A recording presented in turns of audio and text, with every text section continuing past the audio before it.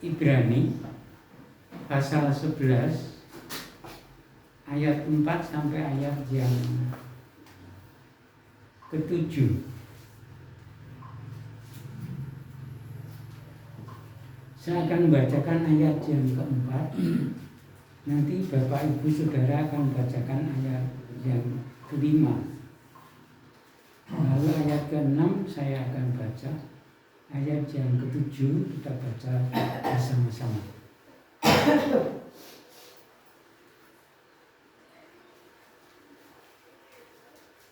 Judulnya itu saksi-saksi iman. Ayat yang keempat. Karena iman Habel telah mempersembahkan kepada Allah kurban yang lebih baik daripada kurban Kain. Dengan jalan itu ia memperoleh kesaksian kepadanya bahwa ia benar, karena Allah berkenan akan persembahannya itu, dan karena iman ia masih berbicara sesudah ia mati. Karena iman Henokh berkeras supaya ia tidak mengalami kematian, dan ia tidak ditemukan, karena Allah telah mengangkatnya. Sebab sebelum ia berangkat, ia memperoleh kesaksian bahwa ia berkenan kepada Allah. Tetapi tanpa iman tidak mungkin orang berkenan kepada Allah. Sebab barang siapa berpaling kepada Allah, ia harus percaya bahwa Allah ada, dan bahwa Allah memberi upah kepada orang yang sungguh-sungguh mencari Dia bersama-sama. Karena iman maka Nuh dengan ujung Allah tentang sesuatu yang belum kelihatan, dengan taat mempersiapkan kata untuk menyelamatkan keluarganya. Dan karena iman itu ia menghukum dunia, dan ia ditentukan untuk menerima kebenaran sesuai dengan imannya. Amin. Terima kasih. Bapak, Ibu dan Saudara, anak saya yang ketiga, Agung namanya, Agung Wibanarto.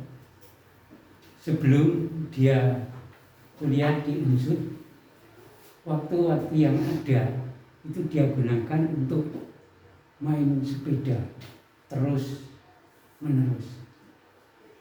Jadi pagi habis makan istirahat sebentar, keluar lalu main sepeda.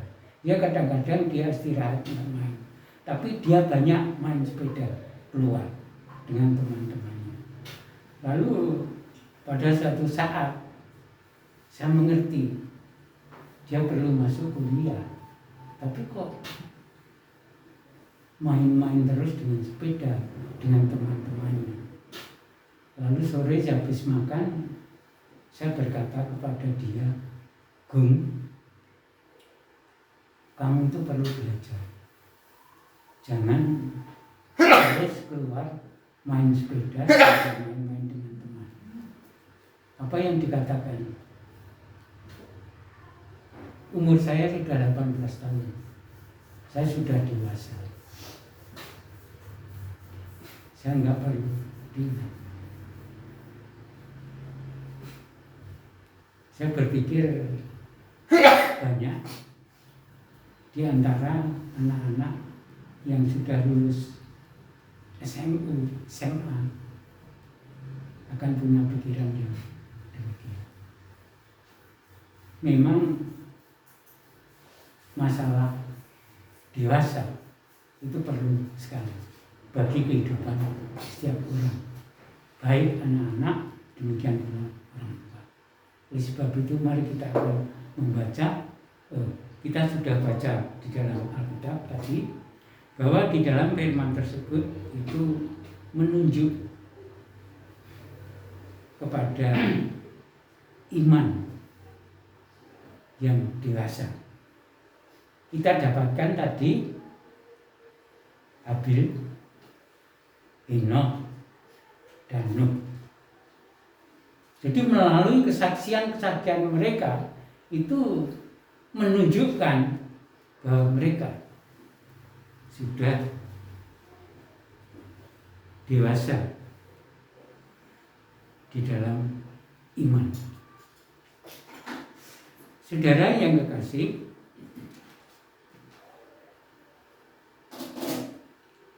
apa kaitannya dengan keadaan sekarang ini tentang kedewasaan iman? Apakah iman yang dewasa itu dapat membuat harga yang sekarang makin lama makin naik untuk barang-barang yang ada itu menjadi turun?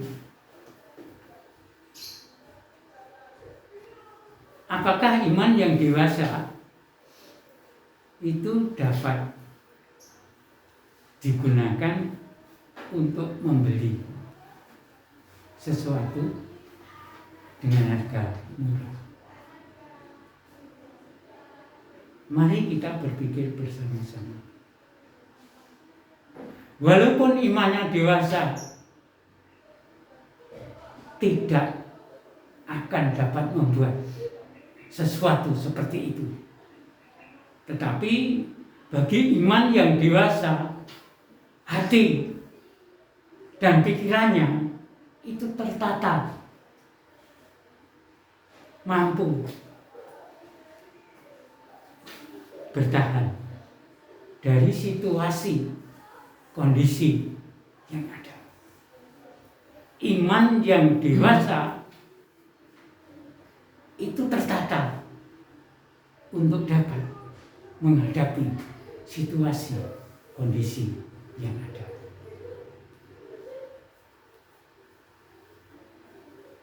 Kadang-kadang kita mendengar orang berkata, orang beriman, semua boleh berubah, tetapi Yesus tidak pernah berubah. Dulu, sekarang, selamanya tetap tidak berubah. Baik kasih-Nya, kuasanya, kesetiaannya, sampai kemurahannya tidak pernah berubah. Dunia bisa berubah, tetapi Yesus tidak pernah berubah. Di dalam firman Tuhan, tadi saya sudah katakan, ada kesaksian-kesaksian. Kesaksian-kesaksian tersebut, ayat yang keempat, saya akan bacakan. Karena iman Habil telah mempersembahkan kepada Allah kurban yang lebih baik daripada kurban Kain. Dengan jalan itu ia memperoleh kesaksian kepadanya bahwa ia benar, karena Allah berkenan akan persembahannya itu, dan karena iman ia masih berbicara sesudah ia mati. Ia masih berbicara sesudah ia mati. Di dalam ayat ini saya menemukan bahwa Habil itu berani memberi yang terbaik. Memberi yang terbaik adalah memberi yang ikhlas, memberi yang rela, memberi dengan hati, dan tidak mengharapkan apapun yang akan terjadi setelah dia memberi yang terbaik.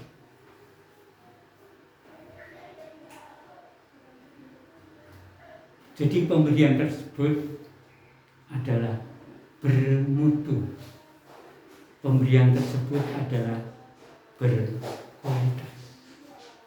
Orang-orang dunia, apabila mereka berbuat demikian, mereka akan merasa merugi.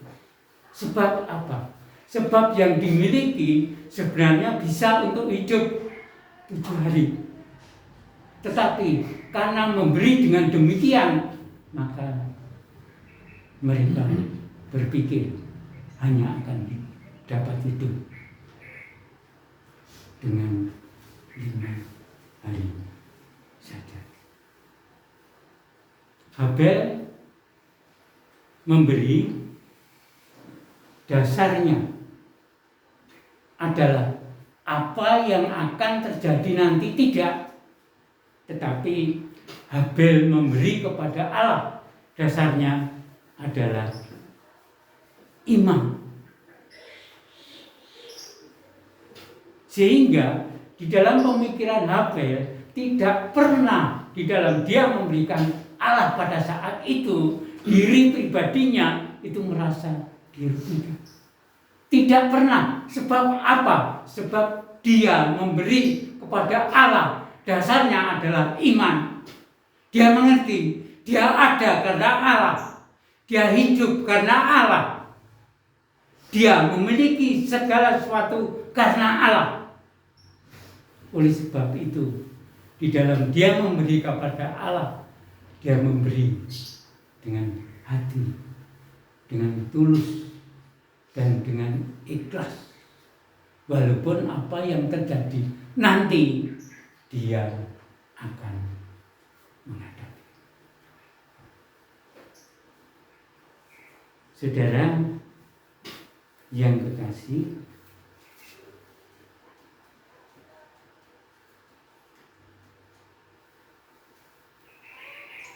dia memberi yang berkualitas adalah merupakan salah satu aset yang sifatnya itu abadi.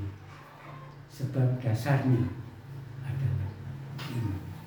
Jadi bukan aset yang sementara, tapi aset yang abadi dan nanti pasti akan dinikmati. Dan dia yakin dengan persembahan yang sudah diberikan kepada Allah yang berkualitas tersebut, Allah akan menjadi berkenan. Habel memang tidak pikirkan tentang berkat, tapi yang dia pikirkan memberikan kepada Tuhan. Dengan dasar iman, Allah akan berkenan. Kalau Allah berkenan, maka Allah tidak mungkin akan tidak memberkati. Habel percaya, kalau Allah berkenan, maka Allah akan tetap memberkati di dalam hidupnya.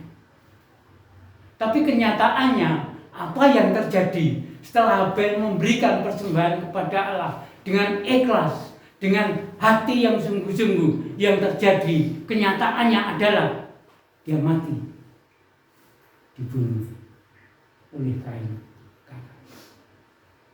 Itu yang terjadi kalau kita baca di dalam Alkitab.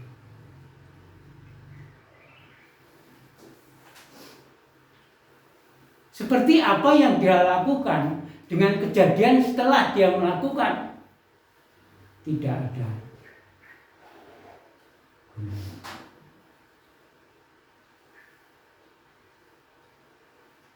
Tetapi sebenarnya apa yang didapatkan oleh Habel setelah dia memberikan persembahan kepada Tuhan dengan dasar iman?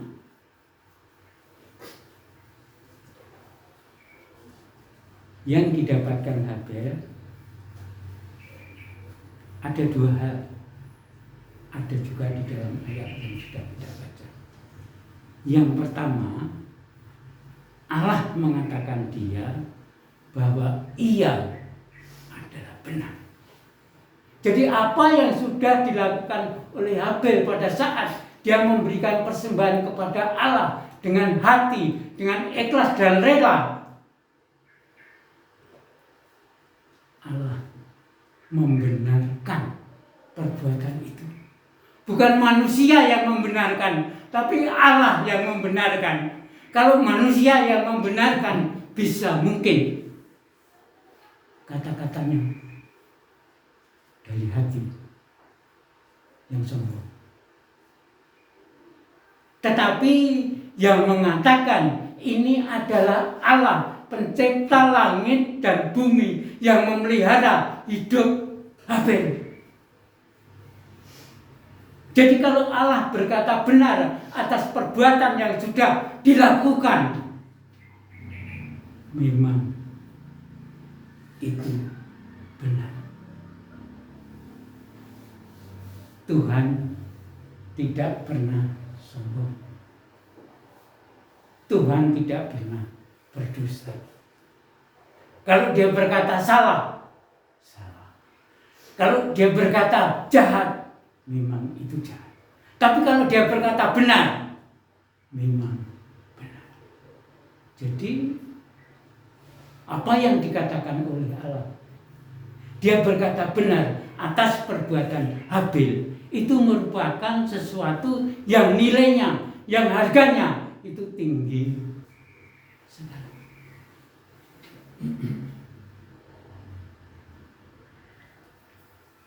Saudara yang terkasih, semua orang yang hidup di dunia ini dalam hidupnya ingin mencari kebenaran, baik pada saat dia di sekolah, baik pada saat dia bekerja, baik pada saat berkata-kata.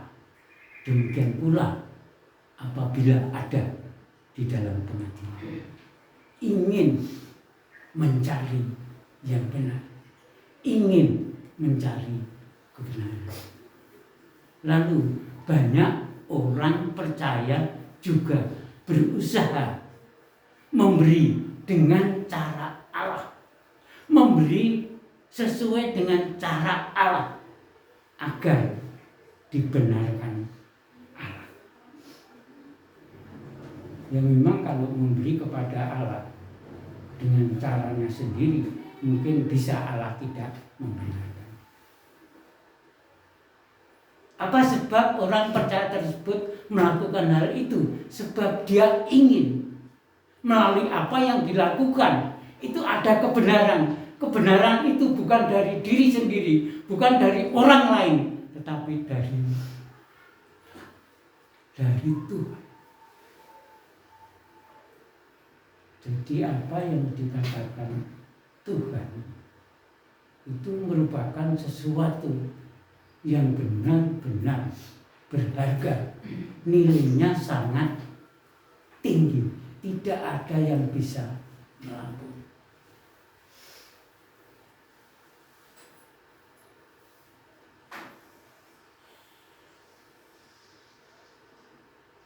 Jadi itu yang didapatkan oleh Habel yang pertama. Hanya Allah berkata, apa yang kamu lakukan itu benar. Mungkin kita punya pemikiran, wah, hanya kata Allah seperti itu saja kok apa gunanya. Mungkin kita berpikir seperti itu. Tetapi pikirkan secara panjang. Apabila persembahan Habel kepada Allah, lalu Allah berkata tidak benar, bagaimana rasanya? Segala sesuatu sudah dipersiapkan lalu diberikan kepada Allah, tetapi nyatanya Allah berkata tidak benar.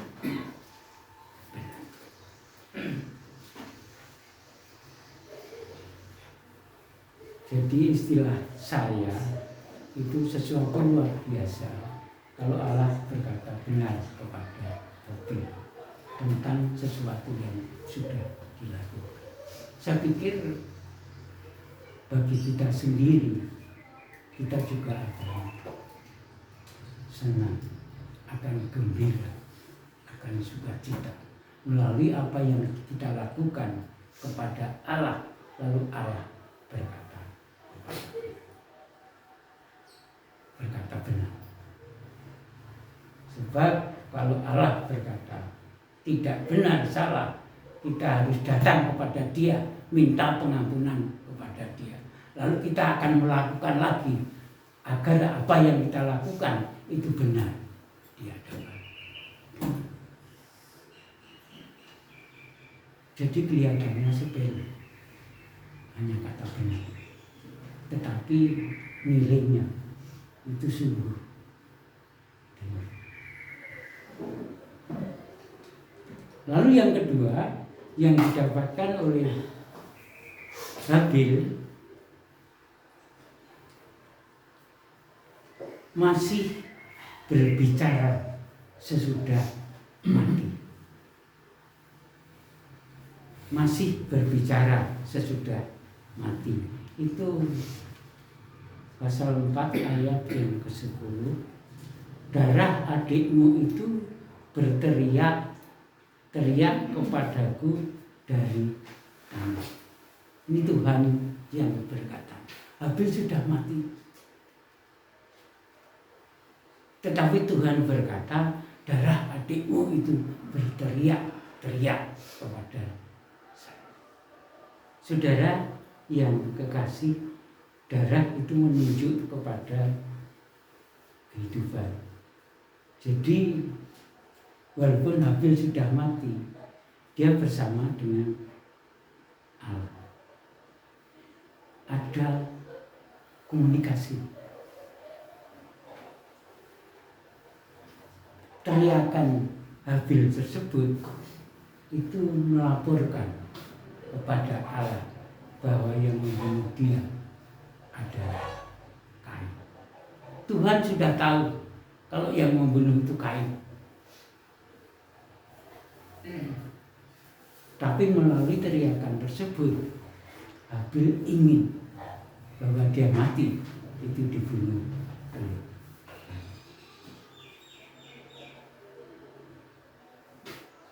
Jadi melalui apa yang didapatkan oleh Habil ini, kita mengerti bahwa Allah berkenan bagi orang yang memberi yang terbaik, yang berkualitas, memberi dengan hati. Jadi tidak memberi kepalanya dilepas tapi ekornya masih dipegang, tidak. Sehingga yang diberikan nanti hanya separuh atau 3/4, tidak. Jadi dengan hati, dengan berkualitas, dengan sungguh-sungguh, dengan ikhlas, monggo Gusti. Panjenengan ingkang kagungan wonten ing gesang. Ikhlas, rela, maka pemberian tersebut berkenan kepada Tuhan. Saya mengulang, kalau Tuhan berkenan, Tuhan tetap akan memberi kepada kita. Tuhan tetap akan memelihara kepada kita. Tuhan tetap akan setia kepada kita. Memang enggak salah dengan kata Tuhan akan memberkati, enggak salah. Tapi saya pilih di sini Tuhan berkenan. Mari kita akan memberi kepada Tuhan dengan hati kita, dengan ikhlas, dengan yang berkualitas, maka Allah akan berkenan di dalam hidup kita.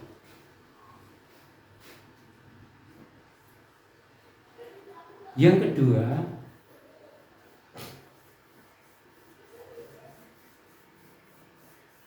iman dewasa yang dikatakan untuk Henokh di sini itu di dalam ayat 5 dan ayat yang ke-6. Karena iman Henokh terangkat supaya ia tidak mengalami kematian dan ia tidak ditemukan karena Allah telah mengangkatnya, sebab sebelum ia terangkat ia memperoleh kesaksian bahwa ia berkenan kepada Allah. Tetapi tanpa iman tidak mungkin orang berkenan kepada Allah. Sebab barang siapa berpaling kepada Allah, ia harus percaya bahwa Allah ada dan bahwa Allah memberi upah kepada orang yang sungguh-sungguh mencari Dia. Untuk yang kedua, bergaul dengan Allah. Bergaul dengan Allah. Tidak hanya sekedar bersekutu, tetapi terus-menerus bersekutu dengan Allah, sehingga mengerti sebenarnya siapa pribadi saya, dan mengerti sebenarnya siapa Allah dan apa yang Allah lakukan terhadap pribadinya.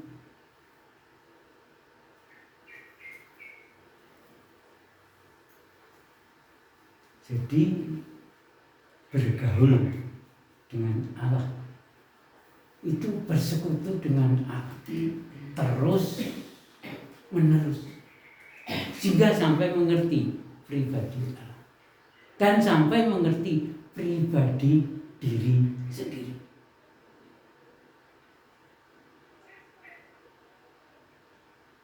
Berkata orang berdosa, tapi setiap saat rajin berbuat dosa. Apa arti kata orang berdosa kalau begitu?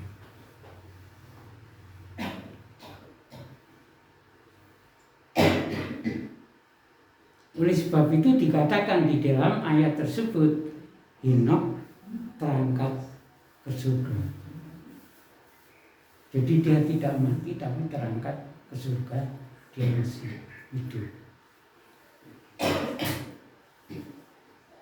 Henokh ke kerajaan milenium, ada kerajaan 1000 tahun, terus masuk ke dunia Yerusalem baru.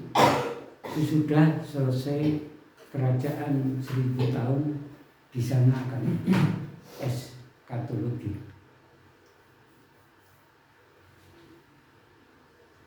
Dan Henokh yang bergaul dengan Allah itu dinyatakan di dalam kitab Kejadian 5 ayat 21 sampai 24. Dia bergaul dengan Allah lebih dari 300 tahun lamanya. Lama toh? Coba kita bayangkan, umpama umur kita maksimal itu 90. Saya sudah 76. Ya toh? Hanya berapa? 80 ya? 80 tahun saja. Kalau umur saya sekian. Tapi Henokh di sini 300 tahun hidup bergumul dengan Allah. Jadi dia terus-menerus mengadakan persekutuan dengan Allah selama 300 tahun.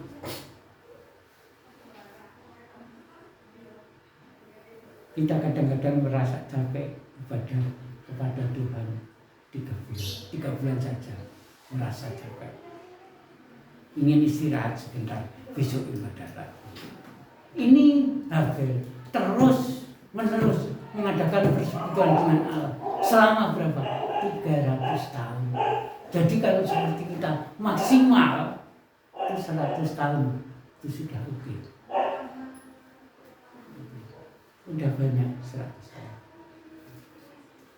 Ini 300 tahun.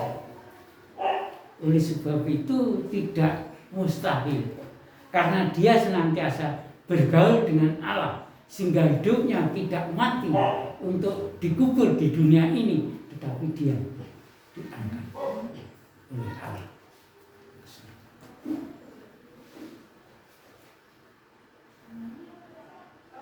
Sekarang pertanyaannya, mengapa dia hidupnya bergaul dengan Allah? Sebab hidup Habel di lingkungan itu mereka penyembah berhala. Mereka orang-orang kafir dan mereka adalah orang-orang yang punya tabiat jahat. Sehingga Habel perlu menghadapi lingkungan yang demikian. Oleh sebab itu dia butuh Allah di dalam hidupnya.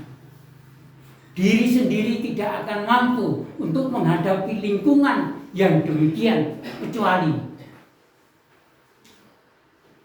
kalau Allah bersama di dalam hidupnya.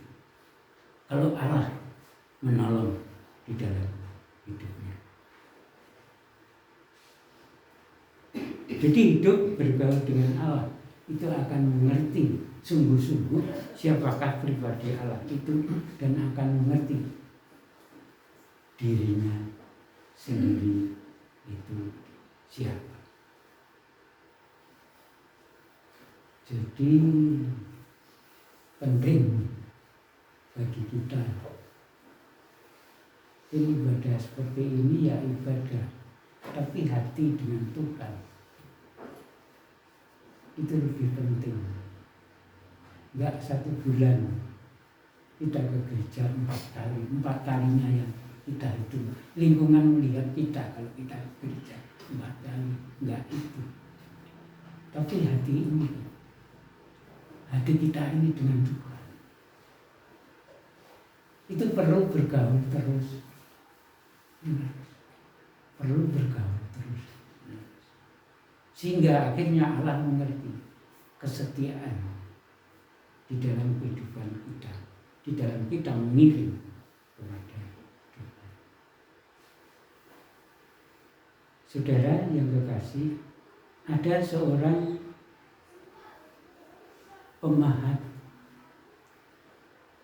patung yang mahir, namanya Michelangelo. Setiap dia memahat patung untuk orang, mata itu merupakan konsep utama di dalam dia membuat patung. Bagaimana dia membuat patung yang sedang marah? Matanya harus bagaimana? Bentuknya bagaimana? Warnanya apa? Sehingga melalui mata tersebut orang melihat, oh itu patungnya orang marah. Demikian pula membuat patung orang yang sedang takut, orang yang sedang putus asa, orang yang susah. Dengan bentuk matanya, dengan warna matanya, itu harus dibuat seperti apa, sehingga melalui pancaran mata tersebut akan terlihat orang itu benar-benar takut, putus asa, dan susah. Lalu yang terakhir yang dihadapi adalah membuat patung orang yang gembira. Itu harus dipancarkan melalui gimana bentuknya, gimana warnanya. Mungkin untuk membuat matanya di sini itu mentok. Jadi pikirannya itu buntu, harus dibuat bagaimana. Akhirnya dia perlu Tuhan, dia perlu Allah. Komunikasi dengan Tuhan, komunikasi dengan Allah. Lalu setelah bisa komunikasi, bisa bertemu dengan Allah, hatinya menjadi gembira sekali. Lalu karena hatinya gembira sekali, dia ingat pada waktu ingin membuat patung orang gembira, itu gimana matanya. Lalu dia mencari cermin. Dia ada di depan cermin. Lalu ia gembira, menyanyi di depan kaca itu. Dia melihat sendiri, gimana mata saya waktu saya menyanyi. Demikian pula dia meloncat karena dia gembira. Gimana dia melihat? Di mana dia melihat mata dia di kaca tersebut. Oh, seperti itu. Orang yang gembira itu matanya, bentuknya seperti itu, warnanya seperti itu. Lalu baru dia bisa melihat patuh untuk orang yang mulia.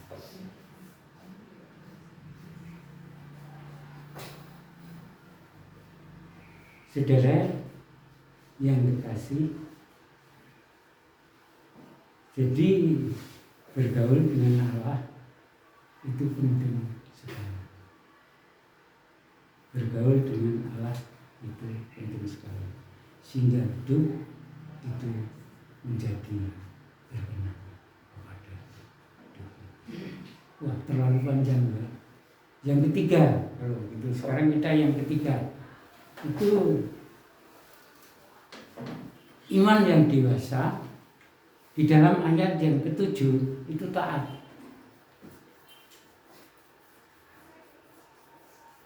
Iman ayat 1, 2, 3 di situ sudah dikatakan definisi tentang iman. Tapi tadi tidak baca. Iman itu mengharapkan yang belum ada. Mengharapkan yang belum ada. Jadi untuk mengharapkan yang belum ada lalu bisa dimiliki, bisa dinikmati, itu perlu taat, perlu sabar, menantikan. Nanti kalau sudah ada. Nah, biasanya ini merupakan sesuatu yang sulit. Kecuali mengharap sesuatu yang sudah ada, itu gampang. Tinggal ambil sebab sudah ada. Itu harus menanti. Jadi sulit. Padahal kita perlu tahu bahwa taat dan iman itu merupakan satu paket yang tidak bisa dipisahkan. Ada ketaatan, itu ada iman. Ada iman, itu dituntut suatu ketaatan. Ayat 7 dikatakan Nuh itu di dalam kitab Kejadian pasal yang ke-6 ayat 13-18. Pada saat Allah memberitahu kepada Nuh bahwa Allah akan menghukum dunia karena dunia sudah banyak berbuat kejahatan, akan ada banjir 40 hari 40 malam. Jadi hujan terus menerus tidak berhenti. Agar Nuh dan keluarga itu selamat. Sarannya gimana? Sarannya adalah ada bahtera. Melalui bahtera itu agar Nuh dan keluarganya itu bisa selamat. Oleh sebab itu Allah menyuruh Nuh untuk membuat bahtera. Bahtera itu besar. Jadi panjangnya 300, lebarnya 50, tingginya itu 30. Jadi ini merupakan satu tantangan bagi Nuh. Sehingga pada saat dia menyampaikan kepada lingkungan itu mengolok-olok kepada dia, mengejek kepada dia. Apa bisa membuat perahu sebesar itu? Kayunya akan mencari kemana? Merupakan satu tantangan.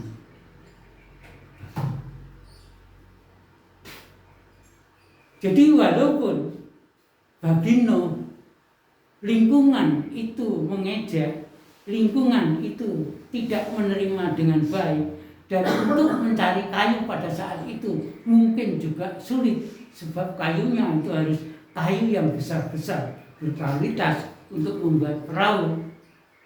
Tetapi Nuh taat kepada Allah. Kalau nggak salah 1,5 tahun itu baru selesai. Kalau tidak salah.